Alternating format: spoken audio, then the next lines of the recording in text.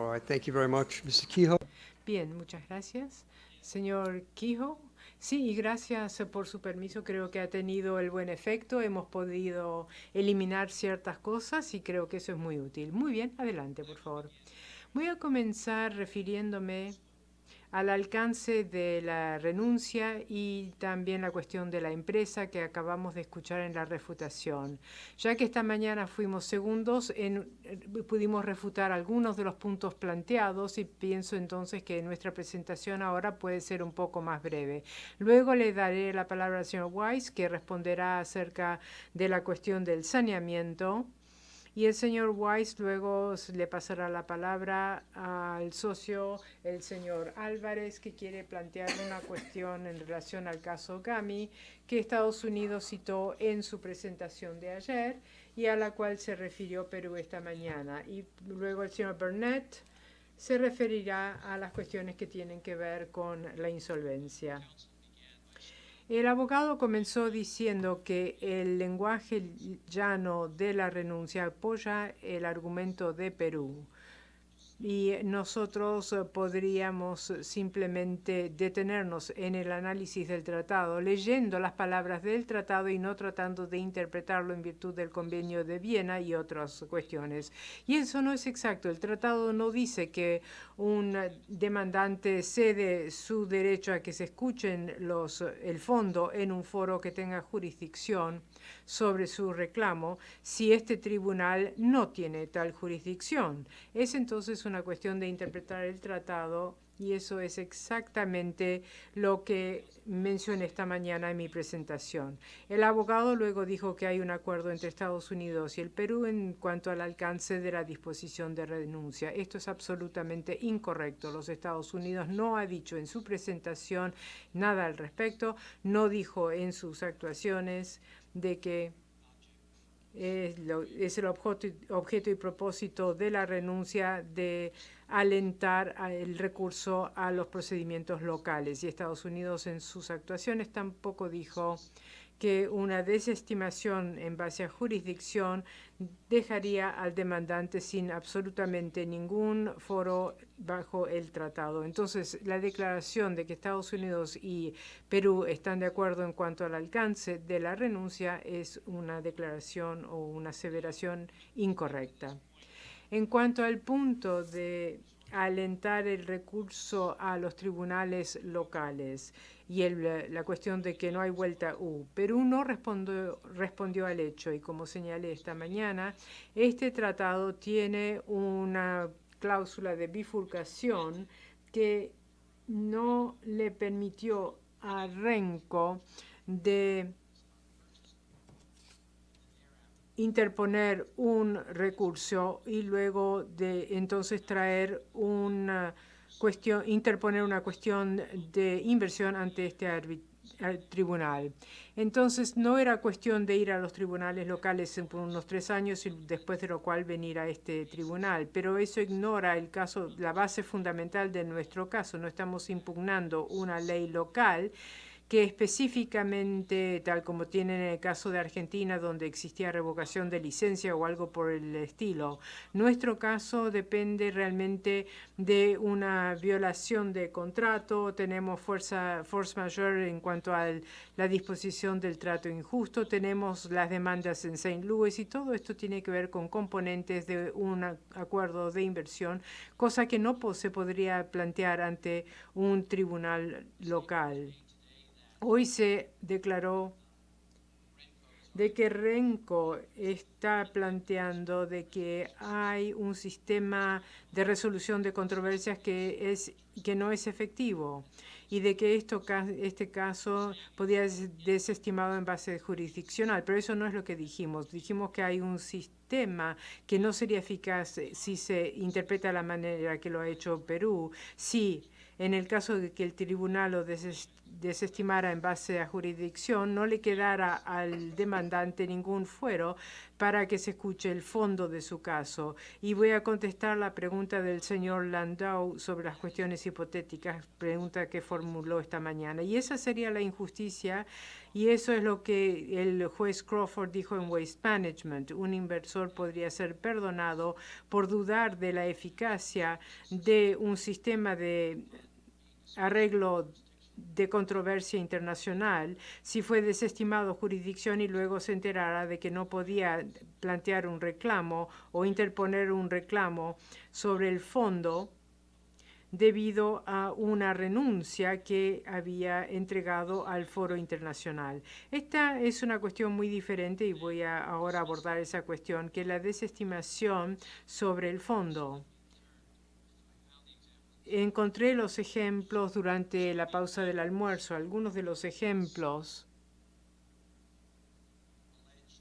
de este supuesto problema con la reservación de derechos, y nosotros aquí nuevamente sostenemos que ya que la reserva no hace ni más ni menos que lo que permite el tratado, entonces a lo que se relacionen estos hipotéticos son hipotéticos que se relacionan a todos los casos planteados en virtud del tratado que son desestimados por cuestiones de jurisdicción. Todo lo que yo voy a decir ahora se aplican de forma igual con y sin esas palabras, esos términos en la renuncia.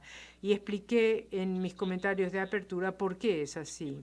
Pero veamos los ejemplos. Si tuviésemos entonces una desestimación por jurisdicción de un caso debido, digamos, a ilegalidad, soborno, o creo que hubo un caso de Kenia, o el caso Plama o Dicta de Lowen,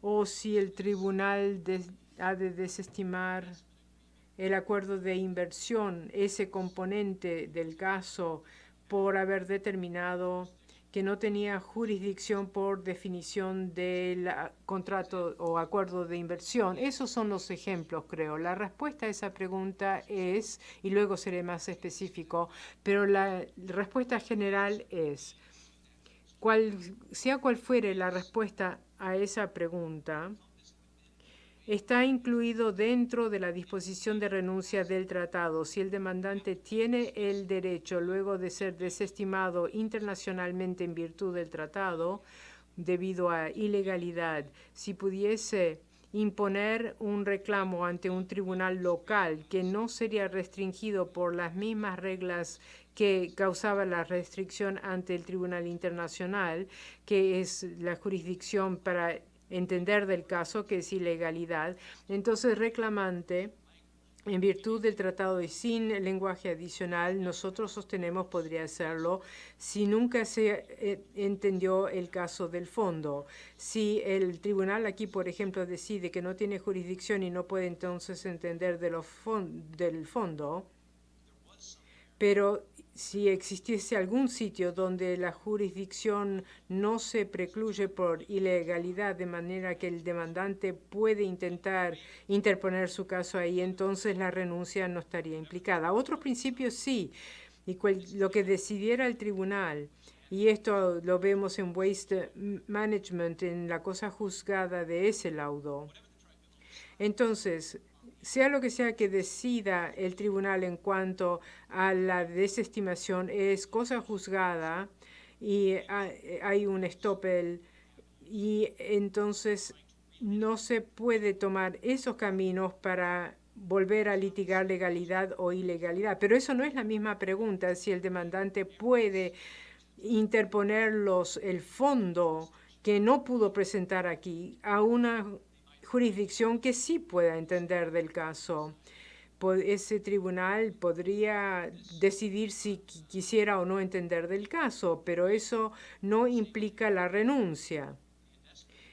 Es igual con el acuerdo de inversión. Si este tribunal decide de que no hay acuerdo de inversión, tal como ese término es definido en el tratado, de tal suerte de que no puedan entender del reclamo de inversión y medidas, y si lo desestiman y todo esto se basa en lo que dije antes de medida, pero si el tribunal desestima el reclamo contractual debido a un defecto jurisdiccional en cuanto al término acuerdo de inversión, entonces sí, el demandante puede intentar interponer el mérito en otro sitio, el fondo en otro sitio, en otro fuero. En el caso de Waste Management no es para denegarle a un demandante de que se escuchen el fondo de su caso, pero hay otros principios del derecho internacional y la cosa juzgada y Stoppel son cuestiones del derecho internacional. No permitiría relitigación o defensa de casos y medidas consideradas por el arbitraje. Entonces la determinación de lo que sí o no está incluido no sería algo preciso. Lo que yo estoy diciendo es que los términos añadidos es como si no estuviesen ahí. Es superfluo. Como dije en uno de nuestros argumentos, a veces los abogados hacen eso. Tratan de cubrir distintos aspectos para que no se evite nada, pero ha hecho lo mismo. Eso no significa de que no se podría entender el caso en los fondos o que las reservas añaden o no algo a lo que tienen o no tienen derecho a hacer. La cuestión entonces es cuál es el alcance de la renuncia. ¿Qué puede hacer un demandante que sea desestimado en base jurisdiccional? Eso es algo que se va a decidir. Y el lenguaje adicional, ¿tiene algún impacto en lo que dice la renuncia? Y la respuesta a esas preguntas es no, porque si no se ha decidido nada acerca del fondo, nada en el tratado le impide al demandante a tener su día ante un tribunal en algún sitio. En la medida que ustedes decidan de una cuestión de jurisdicción que involucra hechos, aún así es una cuestión de jurisdicción, pero ahora el demandante no podrá con éxito interponerlo en otro sitio debido a otros principios del derecho. Y esto lo vemos en las últimas 2 páginas del caso Waste Management.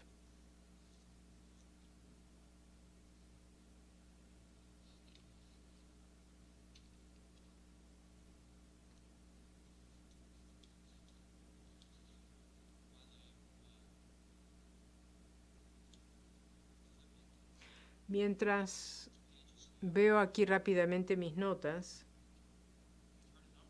hemos escuchado referencias en varias ocasiones a el hecho de que Renco movió los casos en St. Louis de los tribunales inferiores a tribunales superiores. No sé cuál es la relevancia para este procedimiento, pero como lo mencionaron varias veces, lo debo yo también cubrir. Hay distintos tipos de tribunales en Estados Unidos, los tribunales estatales y los tribunales federales. Federales cuando hay distintas jurisdicciones o cuando hay cuestiones que tienen algún valor internacional. Los tribunales de Estado son muy diferentes.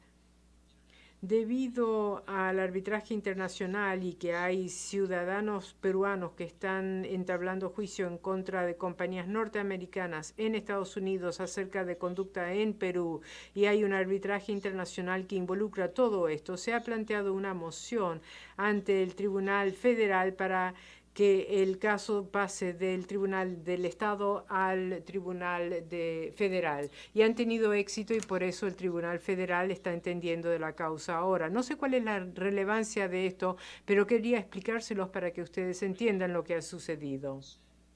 Renco dijo, y esto fue mencionado por los abogados en la refutación, de que se dijo que Renco retiraría su excepción a la renuncia a los derechos si se permitiera, pero ahora dicen que Renco no tiene autoridad. Y lo dije en respuesta a una declaración que hizo Perú esta mañana, que como no hemos borrado, eliminado esos términos, ese lenguaje ahora, entonces debe tener un significado importante y oculto, sino por qué no lo habríamos abandonado, por qué lo estamos discutiendo. Y creo que nuestro instinto fue correcto de hacer eso ahora, Perú entonces diría, ahora han violado la norma de prescripción, han alterado la renuncia, entonces no lo pueden presentar ahora. Y es por eso que mencioné la cuestión de prescripción y por lo cual no lo hemos saneado.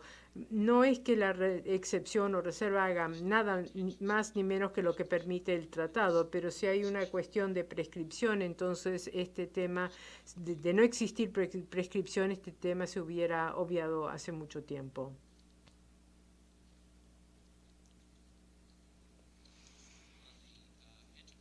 En cuanto a la empresa,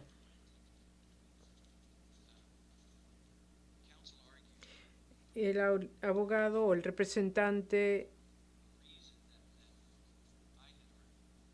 mencionó que el motivo por el cual yo hice el planteo de que el tratado ha sido revisado y enmendado para tomar en cuenta lo que los tribunales Pope Talbot y UPS habían dicho. Y yo no dije eso, si lo dije fue algo que no quise decir. Lo que yo estaba tratando de explicar es que esos dos tribunales entendieron exactamente lo que estaba sucediendo.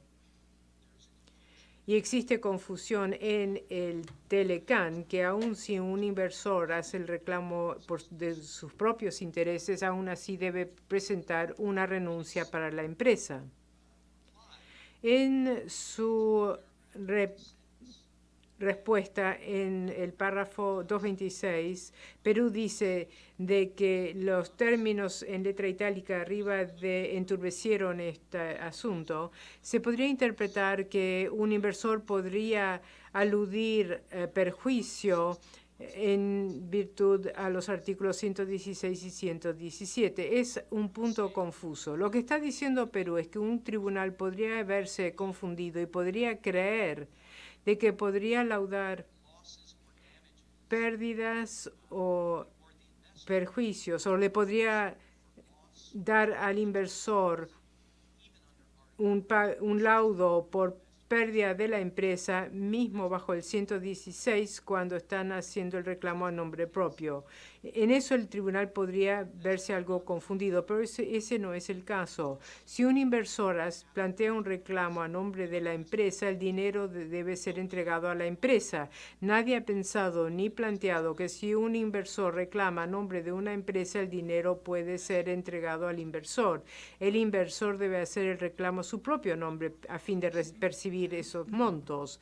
Perú además dijo que esta es la interpretación que se adoptó por los tribunales Pope Talbot y UPS. Lo que está diciendo Perú es que esos dos tribunales se equivocaron. Eso es lo que ellos están diciendo. Según Perú, esos dos tribunales interpretaron el Telecan 116 y 117 para permitir a un inversor hacer un reclamo a nombre de la empresa, pero recibir los montos por sí mismo. Pero eso no fue lo que sucedió en Pope Talbot y UPS. Los tribunales no se equivocaron. Saben que si el inversor hace el reclamo a su nombre, el dinero va al inversor. Si el reclamo es a nombre de la empresa recibe el monto. No hubo confuso. El artículo dice que podría haber una confusión posible y un tribunal podría estar confundido si no fuese un tribunal sólido y preguntarse por qué estamos presentando una renuncia para la empresa si no se está planteando reclamo a nombre de la empresa. Nadie ha cometido este error. Los tribunales que lo han visto han dicho que realmente no es una cuestión material. De todas maneras, el tratado fue modificado, esto se aclaró, pero en ninguno de esos dos casos hay falta de congruencia con el planteo nuestro y no pensamos que ninguno de esos tribunales entendió incorrectamente lo que hicieron al interpretar esas dos disposiciones del Telecan.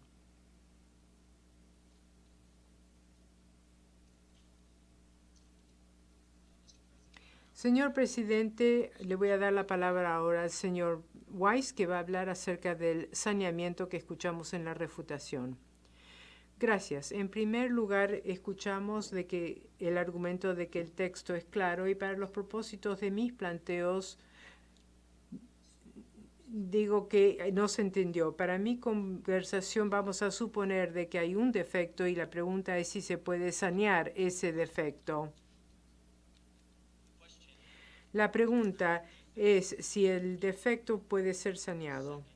Segundo, Perú nota que los Estados Unidos y Perú acordaron ciertas cuestiones relacionadas con el saneamiento y citaron ciertas reglas que están en la Convención de Viena en cuanto a la interpretación de ciertos tratados. No sé si hubo acuerdo subsiguiente entre los dos países acerca de algunos puntos. Podría sí aceptar de que esto cae bajo prácticas subsiguientes, pero no pienso que haya desacuerdo entre las partes. Esta mañana hice el planteo que la opinión de Estados Unidos y Perú se debe tomar en cuenta. El punto es que he hecho es simplemente de que esto no es dispositivo.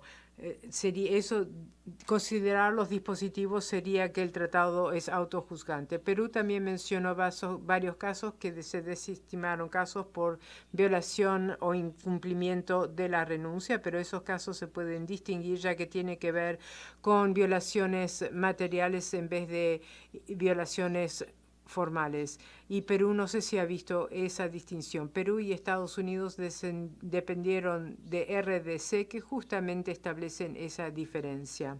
Hubo una referencia a Metanex en cuanto a los defectos formales, si es posible sanearlos. He tenido obviamente demasiado poco tiempo, pero aún así he visto el párrafo 93 de Metanex. En este párrafo 93 hay un acuerdo entre las partes en que ambas partes mantienen sus posiciones y como resultado el tribunal no ve por qué debe tomar una decisión.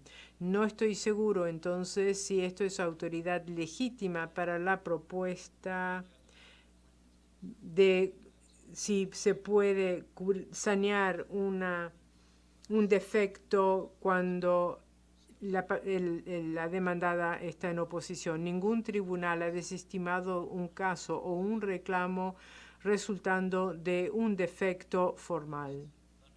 Luego, Thunderbird, y aquí quiero aprovechar para contestar la pregunta del tribunal, pregunta formulada esta mañana. Se ha repetido que existió un debate si la renuncia debe ser presentada con la notificación de arbitraje o con el estado del reclamo. Y si vieron las diapositivas de esta mañana, en especial diapositivas 34 y 35.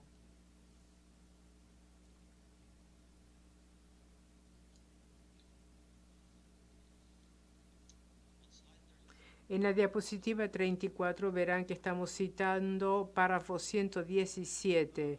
En la diapositiva 35 es la diapositiva 118. Y estos son los dos párrafos que tienen que ver con este tema y deben ser interpretados juntos.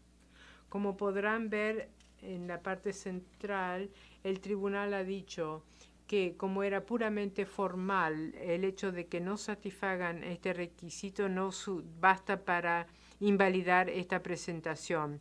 No fue una cuestión de que el tribunal dijo que hubo una infracción porque no se presentó porque fue presentado a tiempo, pero de hecho fue presentado en forma tardía, un año más tarde, pero no hay violación material y dieron la renuncia y lo iban a tratar como si hubieran cumplido, aunque de hecho no habían cumplido con el texto técnico. Y podrán ver en la diapositiva 34 los dos primeros motivos que esgrimo. Uno, formal. Dos, no permitir sería interpretar el tratado en una forma muy restringida. En la diapositiva 35 está la tercera razón que mencioné esta mañana. Al interpretar el párrafo 1121 del Telecan.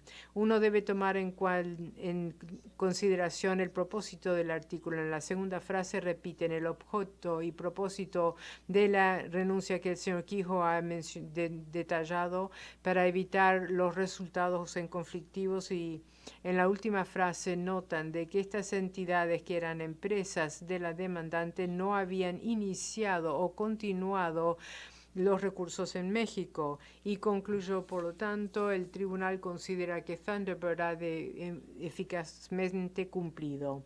Hago el planteo entonces que entonces toma en cuenta la frase anterior, además de todas las razones que están descritas en los dos párrafos. No es solamente que no ha habido violación material, entonces que uno ha cumplido, sino que no hay una violación material y se ha saneado el defecto formal, con lo cual podemos darle trato como que ha cumplido, aunque de hecho no lo había hecho. Existe la sugerencia que Thunderbird se puede distinguir porque no tenía que ver con una renuncia que no cumplía, sino que era una cuestión de tiempos. Creo que este argumento lo describí esta mañana. Mi planteo es que el defecto en Thunderbird era peor, no se renunciaron ningún derecho, mientras que aquí casi todos los derechos han sido renunciados. Y por cierto, Renko renunció a todos los derechos que en buena fe pensó a inicios de este caso que debía renunciar y que podría renunciar todos los otros derechos que este tribunal decida que deba renunciar. Se escuchó el argumento de que Renko incorrectamente ha sugerido que en todos los casos el consentimiento debe ser perfeccionado cuando se inician los procedimientos arbitrales y en un esfuerzo para distinguir nuestras citas de autoridades ante CIJ y el PCIJ.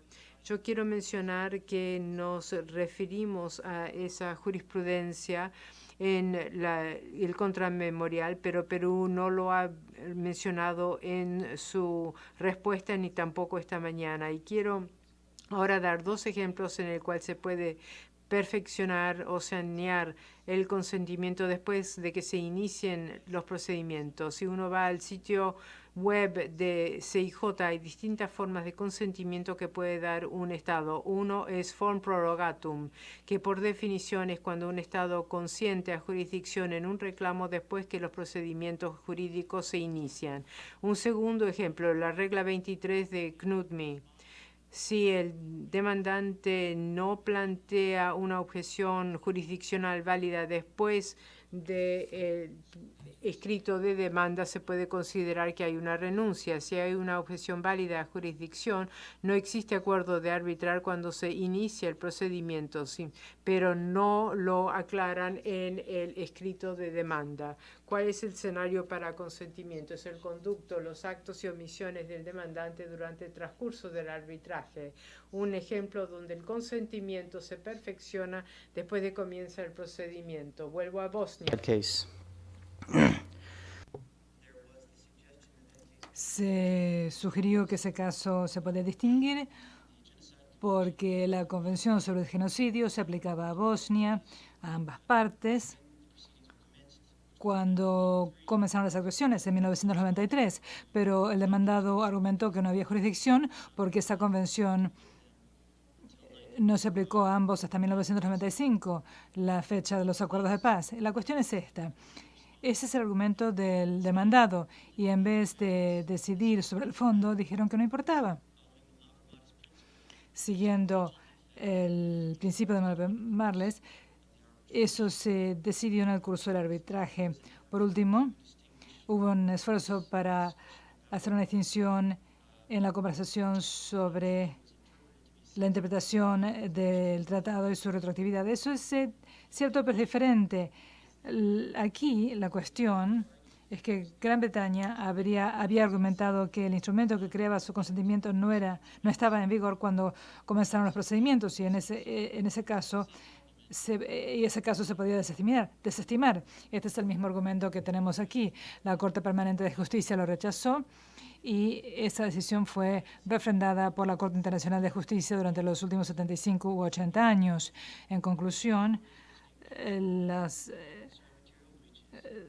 lo que dice Perú presenta distinciones. En RDC se hace esta distinción, en Thunderbird no. Y eso es compatible con el derecho internacional. La interpretación de Renko es compatible con la interpretación de la disposición relativa a la renuncia y no habrá perjuicio para Perú si se le da a Renko la oportunidad de sanear todo vicio formal de su renuncia.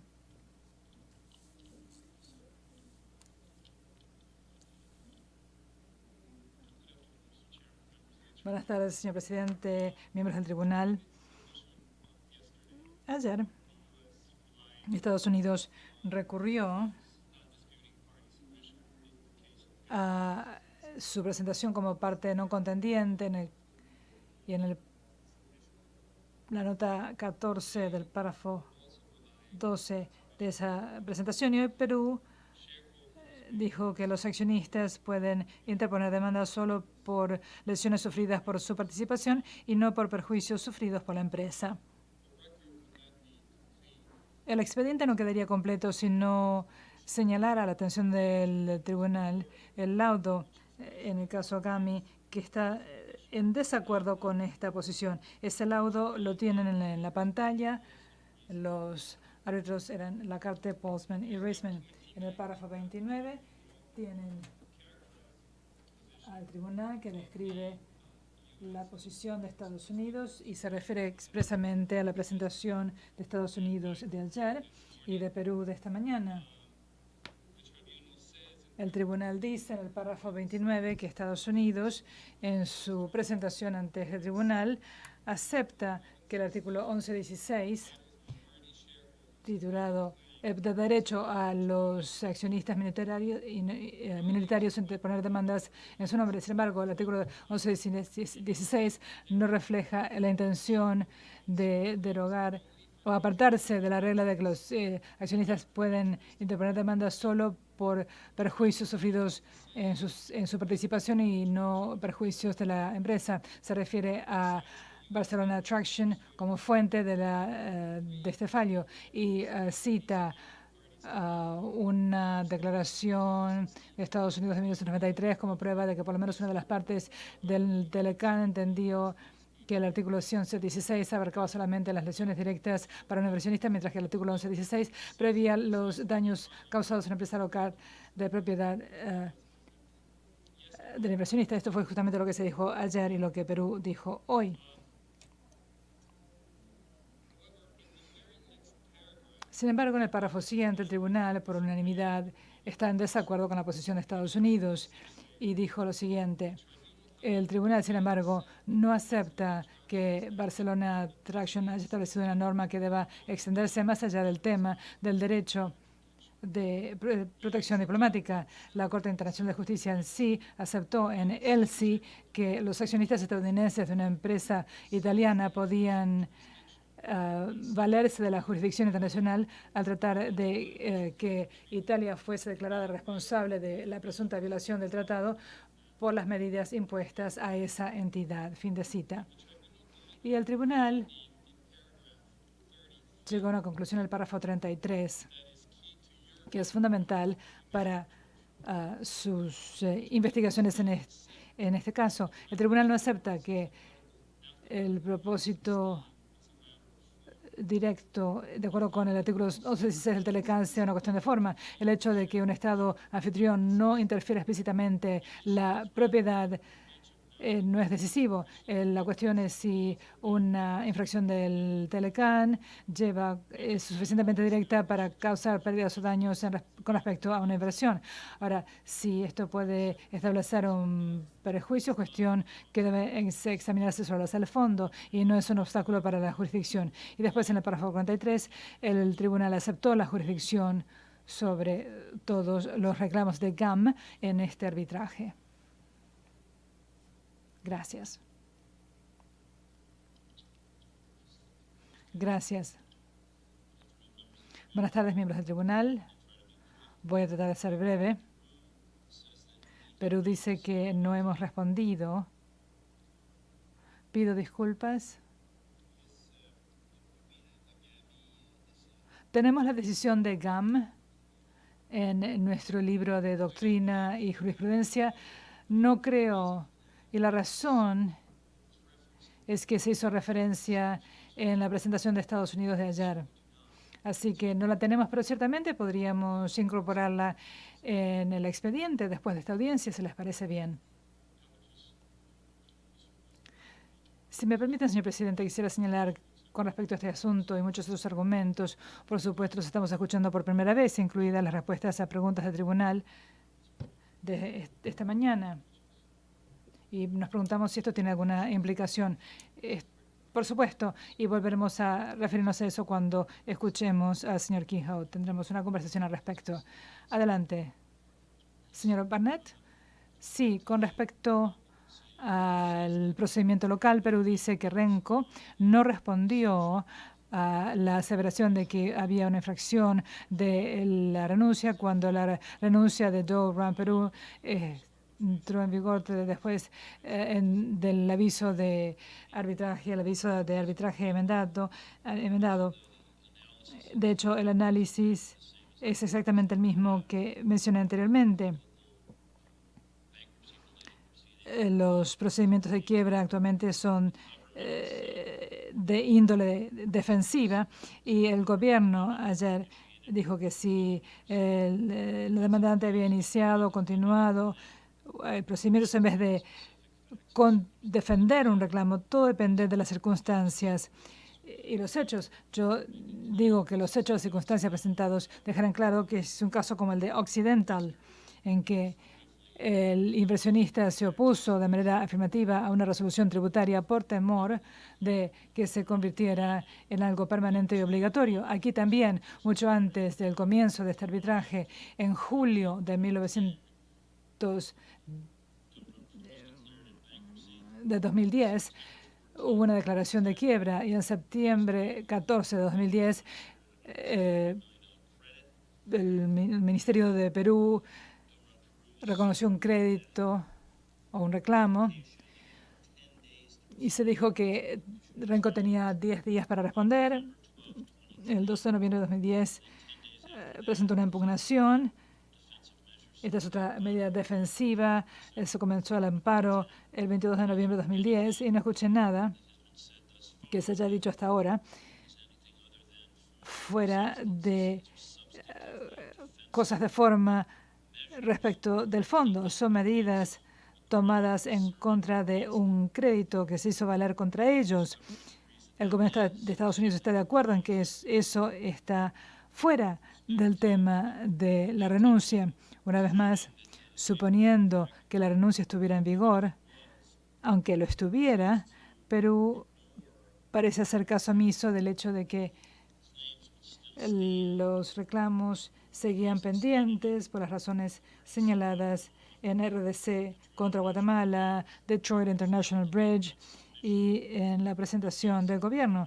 En primer lugar, porque los reclamos presentados ante los tribunales de San Luis no tienen nada que ver con la medida abarcada por los procedimientos locales, que es si el crédito del ministerio debe ser reconocido por Indecopi o no.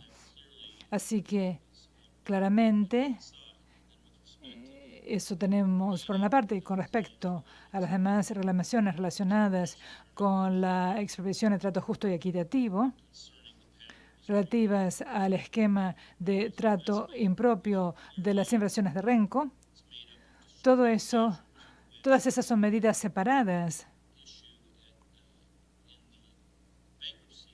Y la cuestión de la quiebra, es decir, si se debía reconocer el crédito, es una parte minúscula. Así que, como dijo el gobierno ayer, y cito, como observó el tribunal en el caso Commerce Group, se permiten procedimientos paralelos para reclamaciones relacionadas con distintas medidas si esos procedimientos son separados y las medidas pueden distinguirse. RDC hizo exactamente lo mismo. Permitió que el reclamo sobre trato justo y equitativo procediera, pero sin referencia a las medidas que seguían tramitándose localmente. En Detroit International Bridge, el tribunal también dijo que una medida es un acto separado. El hecho de que hubiera varios actos separados como parte de un plan común no hace que sean una sola medida. Si se discrimina contra un inversionista extranjero negándole una licencia o imponiéndole un impuesto o subsidiando un competidor nacional, esos son medidas separadas y no es necesario presentar reclamos, un solo reclamo contra ellas. Así que en RDC se decidió que el reclamo podía proceder. Un último comentario es que Si entendí correctamente, se dijo que Doran Cayman, que también era acreedor en la quiebra, no impugnó el crédito, pero de hecho fue impugnado. Quisiera que esto se corrigiera en actas. Doran Cayman tenía un crédito que fue impugnado y entiendo que la comisión de Indecopi y el tribunal de Indecopi lo sostuvieron y entiendo que ese procedimiento sigue pendiente. Gracias.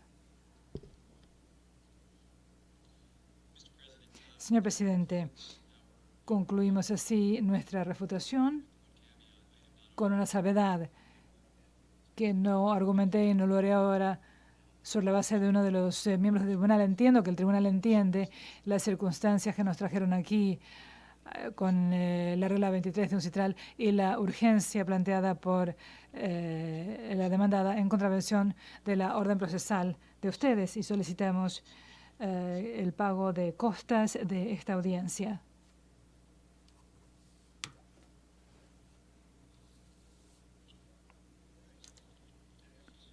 Muy bien, señor Hamilton. ¿Quisiera usted responder a ese último punto?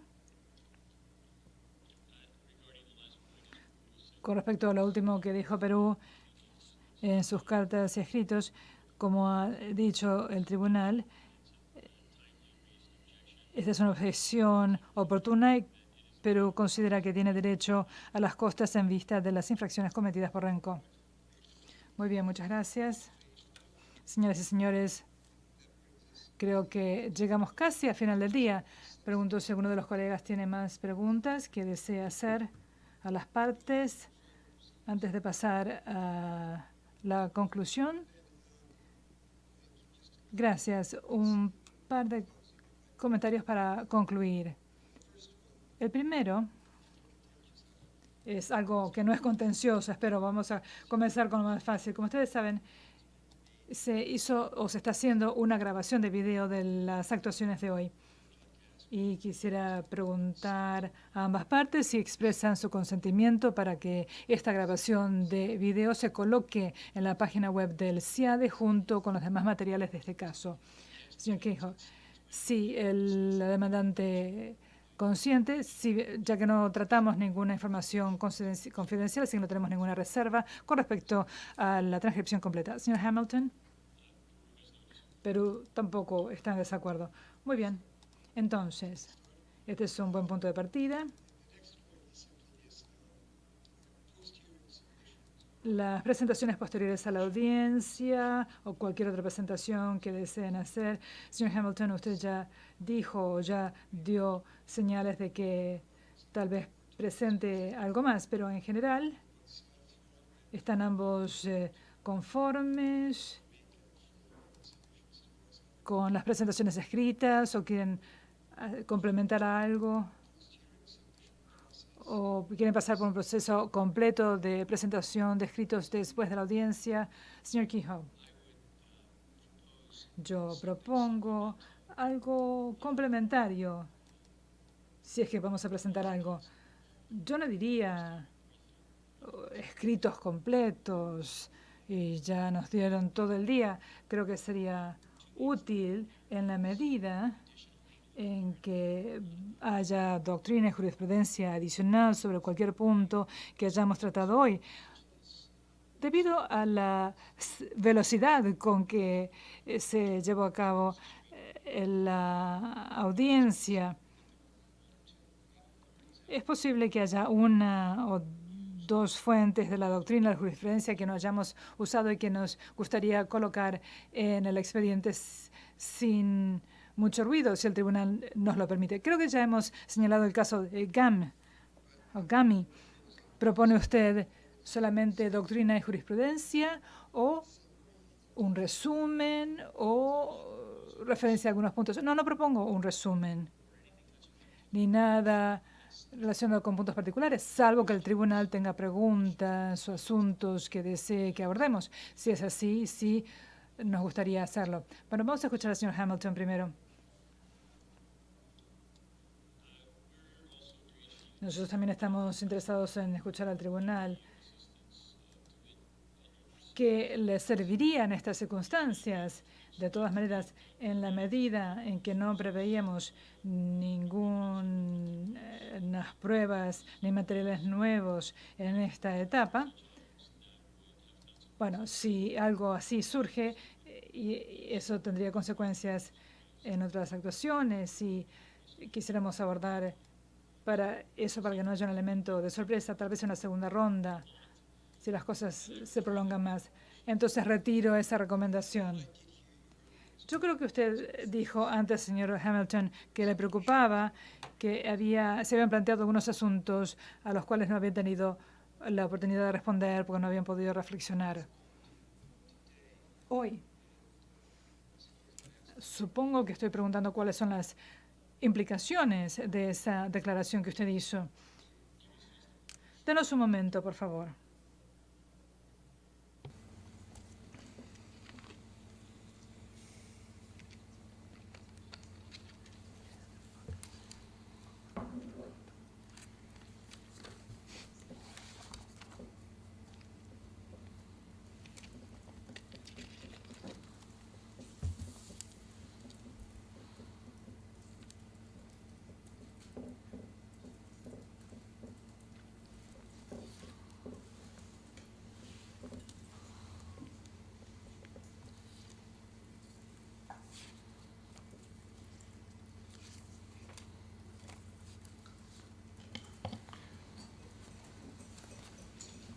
We would reiterate Reiteraríamos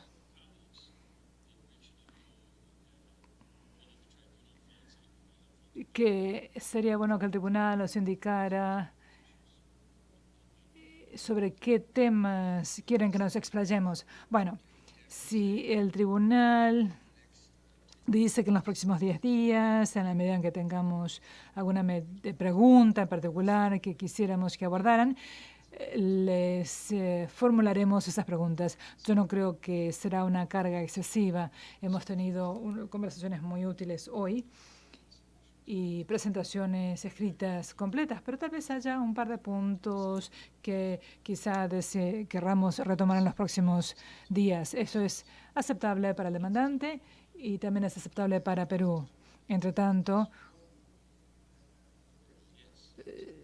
hay un caso de la doctrina de jurisprudencia que tienen que presentarnos y creo que eso será todo.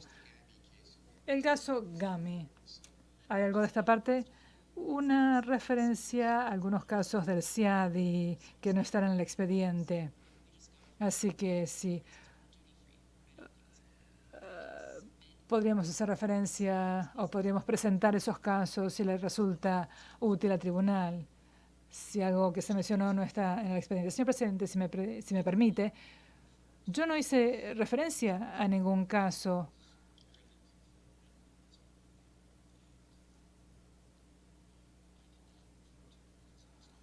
porque no estaban en el expediente, a pesar de que era muy útil para nuestro caso. Así que voy a pedir que se me permita colocar este documento en el expediente. Le voy a decir ahora qué dice, si eso es lo que va a ocurrir. Yo no objetaría con lo que sugiere la señora Menaker. Estoy acostumbrado a escuchar objeciones de Perú, así que por eso no lo mencioné, pero quisiera mencionarlo ahora en este procedimiento y colocarlo en el expediente con el mismo procedimiento que va a usar Perú. El tema aquí es que yo estaba hablando de casos hipotéticos, se hizo por la mañana. 2 veces tuvieron la oportunidad de mencionarlo en la respuesta, en la refutación, y ahora, pero ahora que concluye las deliberaciones, el plantearlo, bueno, por supuesto vamos a crear una oportunidad para responder, si se lo permiten. Un momento, por favor. Yo iba a decir que la razón por la cual no respondí es que no estaba en el expediente. La audiencia de hoy todavía no ha concluido y ahora yo no me di cuenta de que el caso a que había hecho referencia la señora Menaker no estaba en el expediente. Acabo de enterarme y con todo placer en 2 minutos puedo resumir este caso y Perú tiene libertad para responder. 2 minutos. RDC contra Guatemala. El laudo sobre el fondo será 132. RDC era propietaria de 80% de su empresa. presenta un reclamo por los daños sufridos por ella y por su empresa.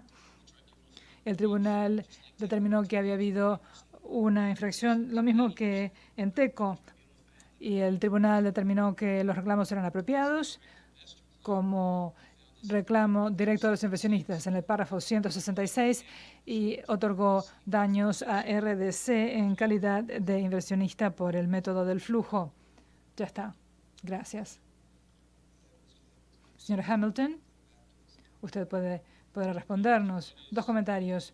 Uno, vamos a tomar 2 minutos para responder y sugeriríamos que en vez de abrir la caja de Pandora ahora, que el tribunal se tome una semana y nos indique si quiere considerar otras fuentes de la doctrina de jurisprudencia. Bueno, son solamente esos 2 casos. Con esos 2 casos terminamos. Los otros que usted mencionó hoy, dando ejemplos en casos hipotéticos, sería también útil que se nos los proporcionaran. ¿Podríamos tomar un momento para responder con respecto al caso TECO, que conocemos muy bien? Tengo una copia extra aquí.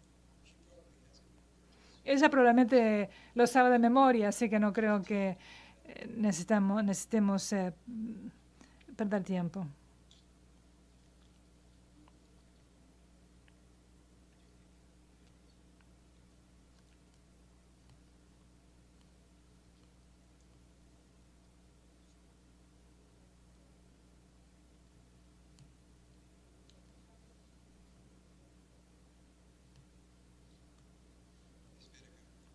Señora Menaker, adelante.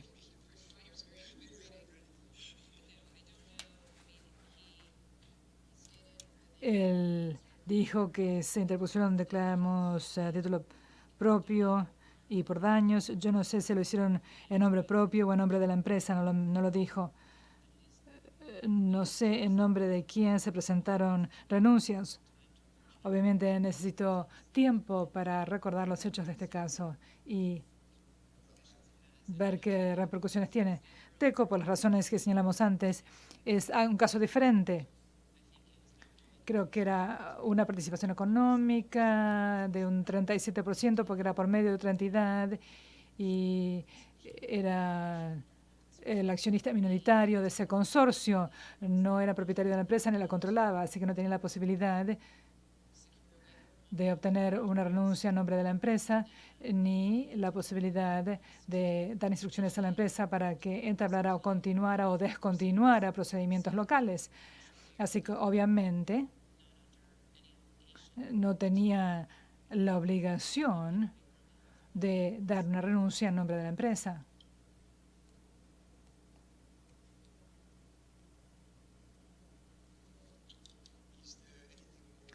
¿Hay algo más que deseen decir al respecto? Dijo que necesitaría un poco de tiempo para darle una mirada. ¿Quiere un tiempo adicional y hacer más comentarios en breve?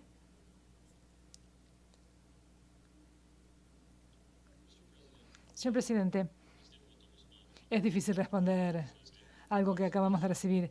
Sugerimos que sigamos la sugerencia del tribunal y ver qué piensa el tribunal después. Y si vemos esto y pensamos que hay un asunto fundamental que tengamos que abordar, lo haremos. ¿Nos parece sensato, señor Kehoe? Pasemos ahora los temas que queremos que aborden en los próximos días. En ese mismo periodo van a hacernos llegar copias de la doctrina y la jurisprudencia que quieran enviarnos. Y si hay algún asunto de suma gravedad con respecto a este último caso, señora Menaker, usted ciertamente podrá dirigirse a nosotros muy brevemente por medio de una nota. Y eso dejará a todos conformes. Otro punto. Obviamente tenemos una cuestión aquí importante que podría referirse a la jurisdicción. y ya tenemos un procedimiento para continuar con el arbitraje.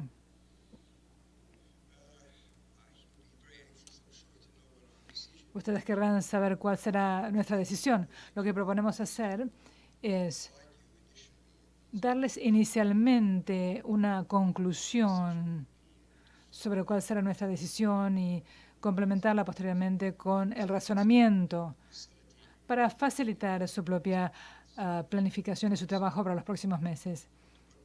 Así que lo que tenemos en mente es responderles con nuestra conclusión o decisión sobre este tema en particular dentro del plazo de un mes. Y vamos a complementarlo, por supuesto, con un laudo parcial, como supongo que será, sobre el tema particular posteriormente.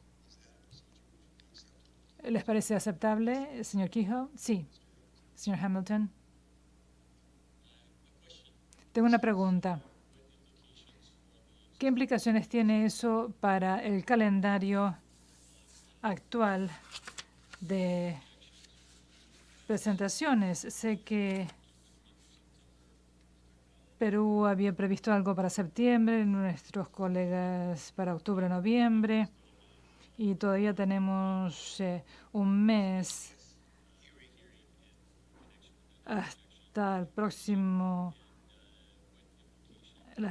audiencia sobre las objeciones. Así que, ¿qué implicaciones tiene eso en el calendario? A ver, recuérdenme, la presentación de septiembre es ¿en qué fecha? El 24, creo. ¿Podría darnos un segundo, por favor?